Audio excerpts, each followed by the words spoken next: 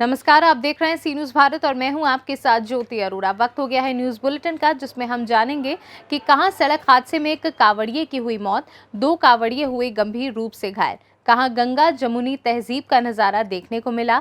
साथ ही जानेंगे कि कहां इंडोफिल इंडस्ट्रीज ने जापान के तकनीकी सहयोग से तैयार 3 कीटनाशकों का उत्पादन भारत में शुरू किया है।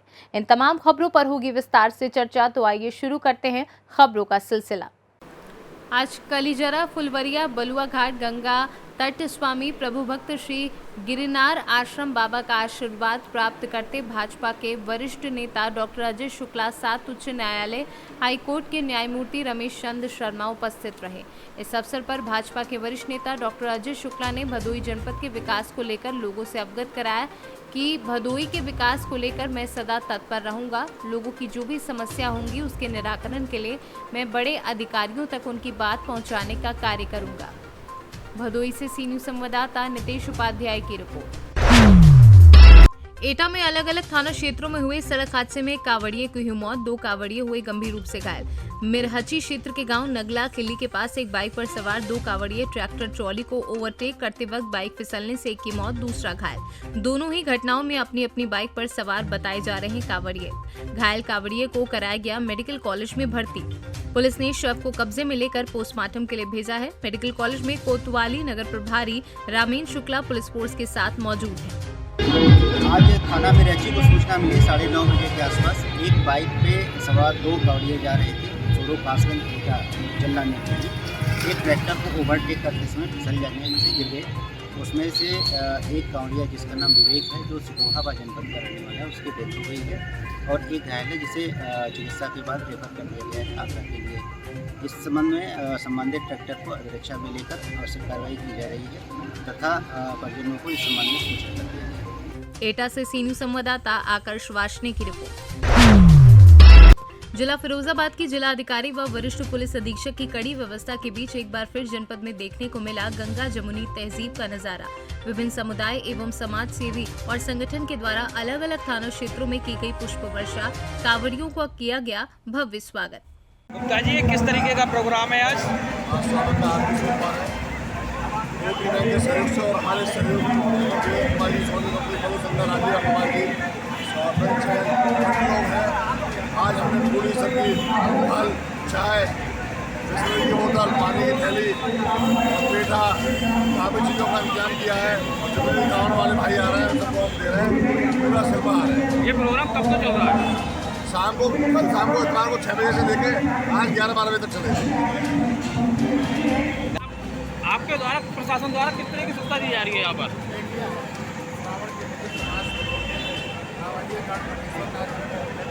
जा रहे हैं हमारे सिकोहाबाद कस्बे में कांवड़ियागढ़ का स्वागत उस वर्षा से जलपान कराकर, फल खिलाकर, मिठाई खिलाकर और उन्हें विभिन्न प्रकार से उनका स्वागत किया जा रहा है।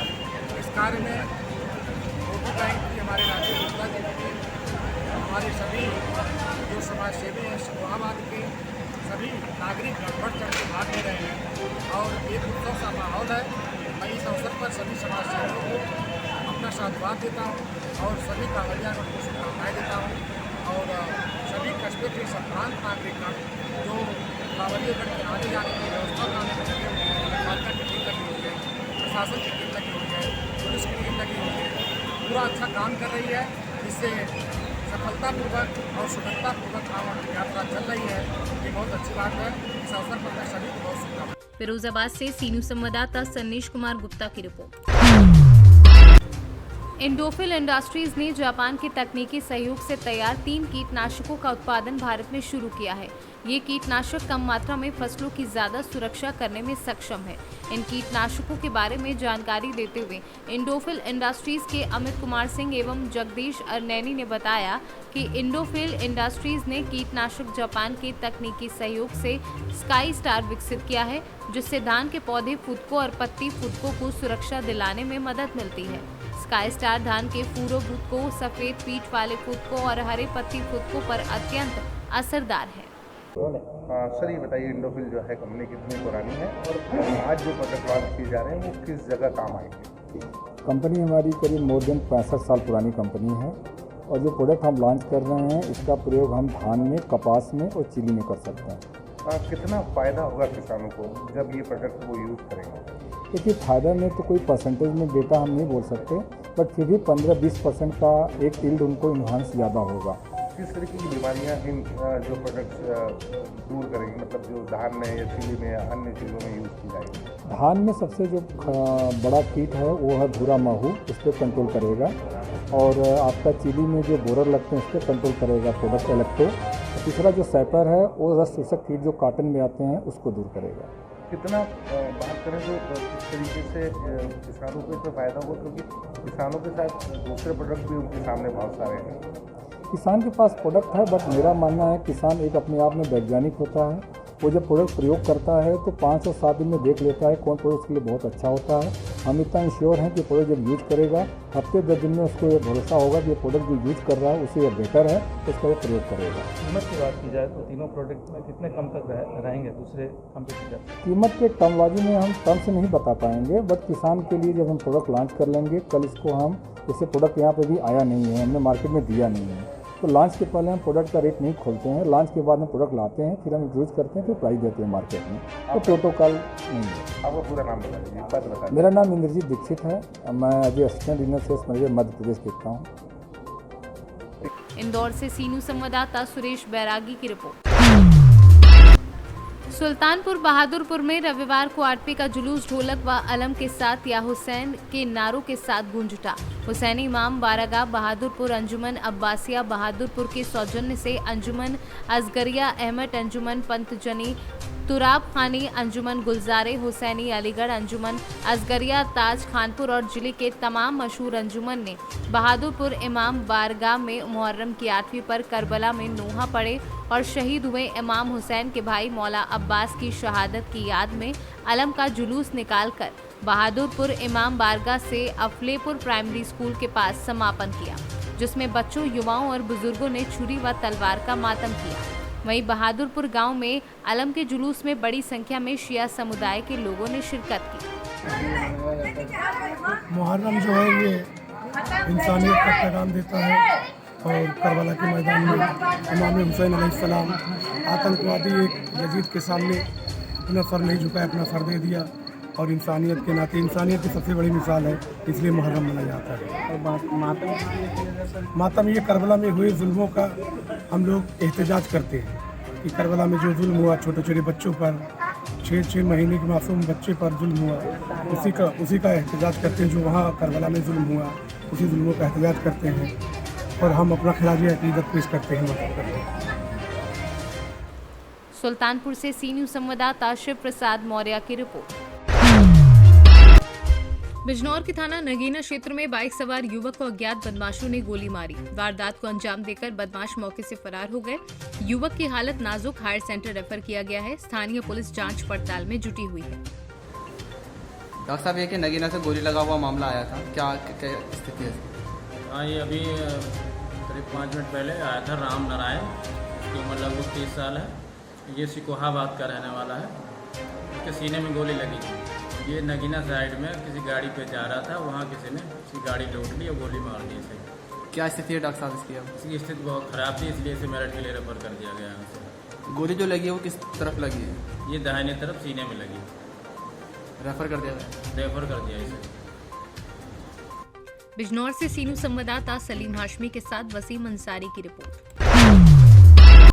शासन द्वारा ग्रामीण क्षेत्र के बच्चों को शिक्षा दिलाने की तमाम कोशिशों के बावजूद स्कूलों में शिक्षकों की लापरवाही पूर्ण रवैया नजर आ रहा है। शासकीय शिक्षकों की लापरवाही का बच्चों का भविष्य चौपट हो रहा है। ऐसे ही हालात साजा ब्लॉक के ग्राम हाटरांका के हाई स्कूल का है। ग्रामीणों ने आरोप लगाया है कि शिक्षकों द्वारा समय पर विद्यालय में नहीं आते हैं और आते हैं तो क्लास में नहीं जाते।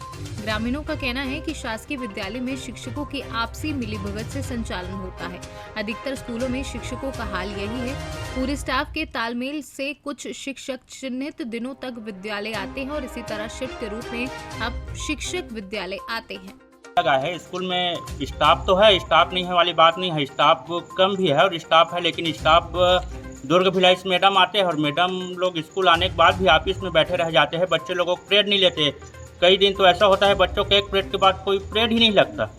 तो इसलिए ना गांव वाले आक्रोशित होकर आज ताला लगाए है, और अगर व्यवस्था नहीं सुधरेगी तो गांव वाले उग्र आंदोलन करेंगे और पूरे स्कूल को ही ताला लगा बंद कर देंगे। हमारे स्कूल में टीचर की समस्या है और 11वीं क्लास में बायो का भौतिक और हिंदी पीरियड होता है, बाकी नहीं होता। बाकी नहीं होता। थे स्टाफ में बैठे रही थे, पुस्तक ला भुला जाबे ती पार खड़ा कर देते, पीरियड पर नहीं पढ़ा हमला और कोनो दिन कापी भुला जाबे घुटना टेकवा देते, ऐसे ही होते, मारते पीटते। बेमेतरा से सीनियर संवाददाता संजू जैन की रिपोर्ट। जिला फिरोजाबाद के सीएमओ दिनेश कुमार प्रेमी के दिशा निर्देश में देश में जिले के समस्त CSC केंद्रों द्वारा 10 मरीजों को फोन करके बुलाने के बाद स्वास्थ्य सेवाओं के बारे में दी जाएगी जानकारी। इसमें किसी को विषम परिस्थितियों का सामना ना करना पड़े, इसलिए ये अभियान चलाया जा रहा है। मैडम, सीएमओ साहब ने सभी CSC अधीक्षकों को आदेश दिए हैं कि 10 मरीजों को फ़ोन करना है, तो किस विषय में फ़ोन किए जाएंगे और इसके में बताइए आप। सीएमओ सर के आदेश अनुसार हम लोगों को 10 मरीजों को फ़ोन करना है, उनके बारे में पूछना है कि उन्हें इलाज सही और इलाज अच्छा मिला है कि नहीं मिला, कहीं से वो नाखुश तो नहीं है। अगर वो किसी सुविधा से नाखुश है तो उस सुविधा को सुधारने के लिए हमें अपना स्टेप उठाना है उस चीज़ के लिए। और बेसिकली एक तरह से हमारे फॉलोअप भी हो गया, जो हम मरीजों से फॉलोअप लेते हैं और उनके किसी भी चीज़ से वो परेशान है या उनको असंतुष्ट है, संतुष्टि के लिए नेक्स्ट स्टेप उनको सुधार लेके आने के लिए हमें फ़ोन करना है। तो ये अभियान कब तक चलेगा आपका? ये तो फिरोजाबाद से सीनियर संवाददाता सन्नेश कुमार गुप्ता की रिपोर्ट। सावन का आखिरी सोमवार का महत्व कुछ ज्यादा ही होता है। ऐसे में शिव भक्त कावड़ लेकर शिव मंदिरों में जल चढ़ाने के लिए बड़ी तादाद में जाते हैं। ऐसे ही एक शिव भक्त को कावड़ ले जाते हुए रास्ते में नाग ने डस लिया, जिससे उसकी जान पर बन आई। मामला रामपुर के मिलक कोतवाली क्षेत्र का था। जैसे ही पुलिस को सूचना मिली, मिलक कोतवाल सत्येंद्र कुमार सिंह ने तुरंत मौके पर पहुंचकर पीड़ित कावड़ शिव भक्त का इलाज कराया। पुलिस के इस मानवीय प्रयास के चलते ही आज न केवल शिव भक्त जीवित बच गया, बल्कि उसका समय रहते इलाज भी हो गया। इंस्पेक्टर मिलक जैसे पुलिस वालों के चलते ही लोगों में पुलिस का भरोसा कायम रहता है और पुलिस को लोग अपना मददगार मानने लगते हैं। मेरा नाम मदन लाल है। क्या हुआ जो आपको पुलिस वाले यहाँ अस्पताल लेकर आए? पुलिस वाले लेके गए मेरे लिए, पुलिस वालों ने मुझे बचाया है, नहीं तो मैं मंदिर में ही मर जाता। क्या हो गया था? सांप ने काट लिया था। कहाँ रहते हैं आप? हल्दी कलर पाने वाली हल्दी। तो कांवड़ लेकर आ रहे थे? फिर क्या हुआ? गाड़ी रख रहा था तो लकड़ियों में पैर रखे तो तभी काटा। अब ठीक हो आप? अब ठीक हो गए तो भोले की दुआ से। आज सुबह दठौंडा मंदिर मिलक में बरेली के साई के कुछ कांवड़ रुके हुए थे। उसी में से एक मदन लाल नामक कांवड़ को 5:30 बजे किसी सांप ने काट लिया था। वहाँ पर मौके पर मौजूद पुलिस दल ने उसको एम्बुलेंस की सहायता से PSC मिलक भेजा गया। यहाँ प्राथमिक उपचार के बाद उसे बेहतर इलाज के लिए राजश्री मेडिकल कॉलेज बरेली भेजा गया, जहाँ उसका इलाज के बाद वह पूर्णतः स्वस्थ है। स्वस्थ होने के बाद डॉक्टर ने उसको डिस्चार्ज कर दिया, लेकिन फिर भी अंडर ऑब्जर्वेशन के लिए हमने CSC मिलक में उसको रखा है। अभी वो बिल्कुल स्वस्थ। रामपुर से सीनियर संवाददाता साजिद खान की रिपोर्ट। चौपन सोनभद्र शिव भक्त मीना देवी विश्वकर्मा ने बताया कि सावन मास भगवान शिव का प्रिय मास है। इस माह में भक्त और भगवान के बीच की दूरी कम हो जाती है।